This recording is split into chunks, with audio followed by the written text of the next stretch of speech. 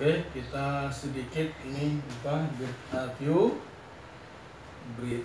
pandangan umum mengenai berita 47 dan 48 ya. Berita 47 itu pasal 20, berita 48 pasal 21 ya. Itu standarnya satu tinggi sekali pasal 20, terus satunya pasal 21 seolah-olah rendah, padahal sebenarnya tidak rendah ya, karena kalau kita lihat pasal 21 itu berbicara mengenai penghidupan kita. Di pasal 20 Tuhan itu sudah bangkit, dia sudah menjadi roh itu ya. Bahkan kalau kita simak baik-baik sebenarnya tadi di penjelasannya, dia menjadi roh Yesus, dia menjadi roh Kristus, dia menjadi roh Yesus Kristus, dia menjadi roh pemberi hayat, dia menjadi roh Yesus yang dimuliakan, dia menjadi roh yang al-muhid, yang menjadi kenikmatan kita ya. Nah, kalau Tuhan tidak menjadi roh itu, kita tidak bisa bersidang dengan Tuhan. Makanya pasal 20 itu Tuhan melatih murid-murid bagaimana bersidang di dalam kebangkitan. Nah, di bawah penglihatan Tuhan itu selalu hari ke-8 mereka berkumpul. Hari ke-8 yang pertama, hari ke-8 yang kedua. Jadi hari ke-8 itu melambangkan hari kebangkitan. Artinya kita bersidang di dalam Tuhan, itu bersidang bersama kaum beriman, itu adalah bersidang di dalam kebangkitan. Nah, bersidang di dalam kebangkitan ini itu ada ciri-cirinya ya. Jadi bersidang itu tadi dikatakan jangan dipandang remeh ya. Kita berhimpun dengan kaum beriman walaupun 2-3 orang, itu jangan dianggap sepele. Karena Maria waktu itu sudah mencari Tuhan dalam kebangkitan, dia sudah mendapatkan berkat yang luar biasa. Tetapi ada berkat yang lebih besar, berkat yang lebih banyak ketika kita bersidang dengan kaum beriman. Jadi mencari Tuhan pagi-pagi hari, juga bersidang di malam hari, itu dua-duanya perlu. Kalau yang pertama kita melihat contoh Maria, kalau yang melihat dalam bersidang ada contohnya Thomas yang kehilangan di waktu sidang yang pertama. Tapi dalam sidang yang kedua, dia mendapatkan penampakan Tuhan. Thomas ini malah yang pertama mengakui, ya Tuhan dan Allah. Jadi dia lebih maju lagi, dia mengenali Yesus, dialah Tuhan, dia adalah Allahnya ya. Tapi Tuhan berkata kepada dia, berbahagialah orang yang percaya sekalipun tidak melihat. Nah, berkat-berkat di dalam sidang, dalam kebangkitan, ini saya sebutkan ya. Itu ada kurang lebih 5-7 berkat. Yang pertama adalah, berkat itu adalah ketika bersidang di dalam Tuhan, bersidang dengan kaum beriman, itu adalah damai sejahtera. Nah, Tuhan berkata ketika datang dalam hayat kebangkitan, masuk dalam ruangan terkunci, Tuhan berkata, damai sejahtera bagi kamu. Nah, ini berkat yang pertama. Nah, berkat yang kedua, ketika Tuhan datang kepada murid-murid, dia mengatakan apa? Terimalah Roh Kudus. Jadi ketika kita bersidang dengan kaum beriman di dalam kebangkitan, kita pasti menerima hembusan Roh Kudus. Nah, hembusan Roh Kudus ini juga menjadi pengutusan kita. Jadi ada berkat yang ketiga adalah Tuhan mengutus kita. Artinya dalam bersidang dan kaum beriman, Tuhan itu memberikan amanat kepada kita. Ya.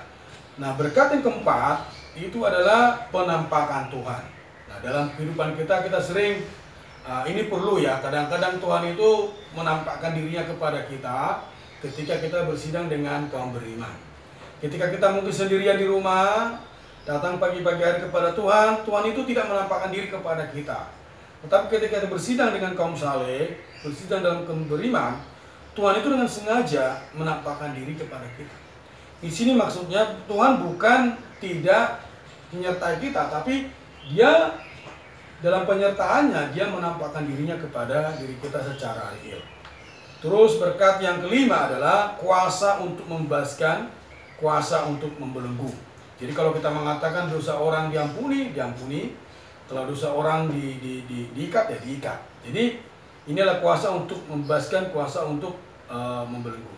Jadi saudari witness ya, jadi bersidang dengan kaum beriman, walaupun mungkin hari ini kita sidangnya cuma 2-3 orang atau mungkin bisa 5 orang dengan online ya, tapi di sana ada berkat Tuhan ya. Jadi Tuhan itu sangat menghargai sidang-sidangnya kaum beriman, asal kita bersidang di dalam kebangkitan.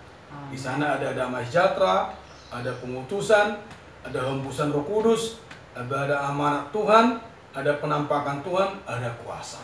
Ya. Jadi bersidang dengan kaum beriman ini tidak boleh disepelekan. Ya. Jadi ada beberapa sidang ya yang perlu kita perhatikan. Selain pertama kita datang pagi-pagi kepada Tuhan secara pribadi, secara korporat juga kita perlu bersidang di dalam rumah Tuhan. Nah kemarin pas sidang remaja kan saya mengatakan untuk orang bertumbuh di dalam Tuhan, dia perlu bertumbuh di dalam rumah Allah. Rumah Tuhan itu menjadi satu habitat untuk kaum beriman bisa bertumbuh. Kita tidak bisa bertumbuh di luar rumah Tuhan. Nah sidang-sidang gereja ya itu adalah satu habitat bagi kita untuk hayat Allah ini bisa bertumbuh. Ya. Ini bersidang bersama kaum beriman. Ini mungkin kurang lebih ringkasannya berita ke-47. Nah kalau berita ke-48, ini standarnya seolah-olah berbeda dengan berita ke-47. Kalau ke berita ke-47, kita melihat Tuhan sudah menjadi roh itu, bersidang bersama kaum beriman. Tapi kalau di berita 48, di Yohanes pasal 21, ini murid-murid malah meninggalkan sidang. Nah Petrus saat itu, dia menjadi pemimpin, tapi pemimpinnya ngaur. Dia ngajak murid-murid, ayo. Mungkin saat itu tidak ada makanan di rumah, mungkin tidak ada roti. Dia mengajak murid-murid, kita kerja aja, ya kita kerja, ya diajak murid-murid yang lainnya. Nah, entah bagaimana satu keajaiban di sana. Kita melihat ada 3 keajaiban di pasal 21 ini ya. Keajaiban yang pertama adalah ketika mereka bekerja melaut, ya mencari ikan. Itu nggak dapat ikan apa-apa pun. Ini satu keajaiban. Jadi tidak ada ikan, orang kan berkata kalau banyak rezeki ajaib. Tapi kalau ini adalah ikannya tidak ada, entah kemana. Ya Tuhan mungkin mengatur ikannya tidak ada supaya ada pelajaran buat Petrus. Ini satu keajaiban ya. Padahal Petrus dan kawan-kawannya itu adalah nelayan profesional. Tuhan juga memanggil mereka dulu ketika masih nelayan. Tapi Tuhan mengatur tidak ada ikannya. Terus keajaiban yang kedua adalah Tuhan juga mengatakan tebarkanlah jalan ke sebelah kanan. Padahal itu sudah siang hari. Ketika ditebarin jalannya, ajaibnya lagi ikannya banyak. Nah padahal menangkap ikan yang benar itu bukan siang hari, nangkap ikannya harus malam hari. Nah jadi Tuhan kita itu melatih murid-murid ya. Satu pihak dia menyertai kita di dalam batinnya kita, satu pihak lagi dia di luar kita menampakkan diri dan juga berbicara kepada kita. Nah yang ketiga keajaiban adalah ketika Yohanes mengatakan itu Tuhan, terus Petrus lompat, terus di darat itu sudah ada ikan dan roti dipanggang oleh Tuhan. Jadi tanpa Yohanes, Petrus dan murid-murid berusaha, ikannya sudah ada, rotinya sudah ada. Jadi ini adalah keajaiban. Jadi saya juga merasakan ya berita ini sangat real ya, tapi perlu kita alami. Dan ternyata saya juga mungkin terakhir-terakhir ini merasakan kalau kita nggak hati-hati ya, kita bisa melupakan Tuhan, terutama dalam mencari pekerjaan. Jadi mencari pekerjaan atau bekerja itu juga hal yang rohani. Nah perlu apa untuk menjaga ini? Perlu firman Tuhan. Amin. Jadi ketika Tuhan bilang kamu kerja, kerja. Ketika Tuhan bilang kamu bersidang, bersidang. Ya. Yang penting adalah apa? Ada nggak pembicaraan Tuhan di sana? Nah itulah kesimpulan dari 3 keajaiban tadi. Jadi lemparkan jalamu ke kanan, ada ikannya, ya. Terus Tuhan, hai anak-anak, kamu punya ikan enggak? Gitu. Nah Tuhan nggak bilang ketika murid-murid meninggalkan sidang, Tuhan nggak bilang, hei, kamu kok nggak sidang? Gitu. Ini kamu kok kemana aja? Gitu. Enggak. Tuhan tanya, kamu adalah mau nggak? Ada ikan nggak? Gitu. Nah saya juga pertanyaan ini juga sangat berkesan buat saya ya. Ternyata Tuhan itu sangat memperhatikan kehidupan kita yang real. Jadi hari ini kita juga boleh ngomong sama Tuhan. Misalnya yang sekolah, misalnya witness ya, Tuhan aku mau belajar. Tuhan mau belajar yang mana yang Tuhan mau? Nah itu perlu ditanya sama Tuhan. Tuhan aku ingin mengembangkan kecakapanku, aku mengembangkan keahlianku. Keahlian yang bagaimana yang saya kembangkan? Nah ketika ada perkataan Tuhan di batin, atau perkataan penegasan di luar, dan kamu melakukan itu akan ada berkat. Nah inilah poinnya. Nah orang yang bekerja pun sedemikian. Ya kadang-kadang kita merasa sangat kuat, ya saya merasa bisa, merasa pintar. Kita melupakan perkataan Tuhan ini. Ya sama seperti ya mengenai Samuel yang kita singgung di remaja juga ya. Dia keunggulan Samuel itu dalam karakternya apa? Dia taat sama perkataan Tuhan, dan dia juga taat sama perkataan mamanya, papa mamanya. Padahal masih kecil, dia suruh tinggal di rumah Tuhan, tapi dia taat. Nah sama Elia pun saat itu imam besar, tapi kelakuannya mungkin saat itu lagi redup ya, jadi tidak begitu baik, tapi dia taat, dia tidak peduli Elia ini lagi lemah, dia taat. Nah hari ini pun dengan Tuhan kita perlu taat, kita perlu memperhatikan perkataan Tuhan dalam hal-hal yang sederhana. Ya. Jadi perkataan Tuhan ini sebenarnya yang menjaga kita. Jadi kesimpulannya adalah berita ke-21 ini adalah firman Tuhan itu menjadi keperluan kita. Nah kalau berita 47 tadi adalah bersidang di dalam kebangkitan bersama kaum beriman. Tapi kalau 48 adalah bahwa firman itu adalah keperluan kita. Tanpa firman, ya tanpa perkataan Tuhan, kehidupan Kristen kita itu akan menjadi kosong, ya, menjadi hampa mungkin ya. Jadi kita perlu sehari-hari berlatih untuk demikian. Oke, saya rasa udah cukup ringkasannya. Mari kita berdoa ya. Amin. Tuhan Yesus, terima kasih ya Tuhan.